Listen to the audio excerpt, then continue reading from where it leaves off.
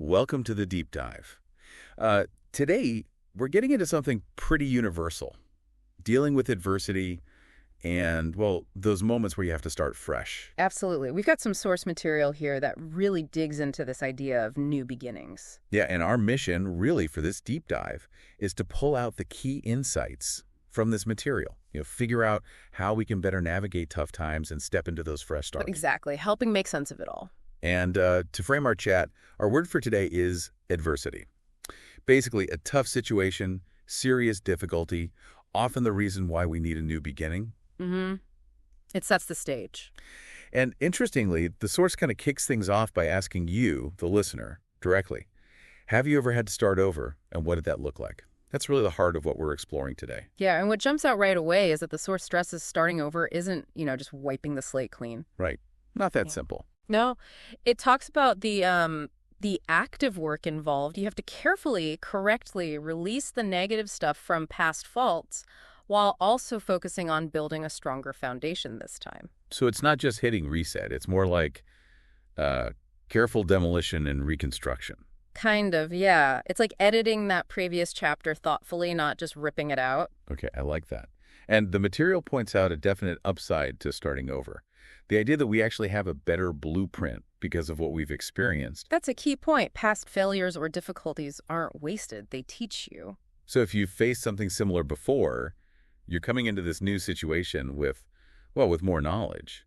How does that blueprint work in practice? Well, think about it. That blueprint is basically the wisdom you've gained. Maybe you recognize certain warning signs now, or you understand the consequences of certain choices better. Ah, okay, so patterns become clearer. Exactly. That awareness, even if it came from a hard time, can guide your current decisions, hopefully towards, better outcomes. But then there's the flip side. The source calls it the downside, or yeah. our baggage. Ah, yes, the baggage. We all have some. But what's interesting is, right after mentioning baggage, it says these tough experiences are still valuable, calls them treasured life experiences that give unique perspectives. Mm-hmm. That sounds contradictory, or at least tricky. It is tricky, and it highlights something crucial about how we deal with our past. The source notes that if we don't manage this baggage, it can totally overwhelm you, like swallow you whole and render you incapacitated, is the phrase used. Pretty intense. Yeah, incapacitated. But if you manage it, if you process it constructively, those same experiences become strengths. They build resilience, increase your odds of success next time around. So it's all about the handling. Right. Not trying to erase the past, but learning how to carry it. Extracting lessons without letting the old pain paralyze you. Precisely. And speaking of learning from the past, the source brings in a quote from Naval Ravikant. Oh yeah, what's the quote? Wisdom is really about figuring the long-term consequences of your actions. Okay, long-term consequences. How does that connect here? Well, it ties directly into using that better blueprint.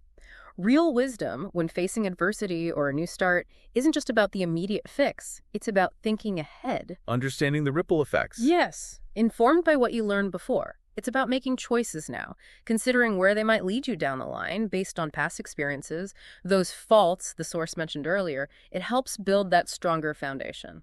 That makes sense. It's like strategic learning from history. You got it. The source also gives us this really vivid image. Describes a person standing in a big city, suitcase in hand, staring up at skyscrapers with wide eyes and a tiny smile forming. Ah, I remember that part. It's evocative. It really is. It just perfectly captures that feeling, doesn't it? That mix of like apprehension, you feel small, the future looks huge, maybe scary, but also that little bit of hope, that tiny smile. Exactly. The wide eyes show the uncertainty, the scale of it all.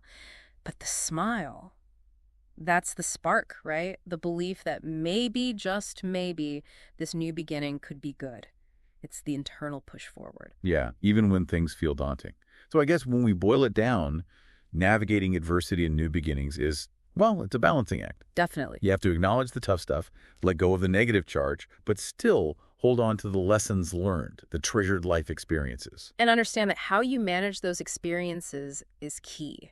Handled well, they become tools, making you more resilient. Right. Not baggage that weighs you down, but experiences that give you strength. And maybe, for everyone listening, it's worth thinking about that baggage you might feel you're carrying. What treasured life experiences are actually hidden in there?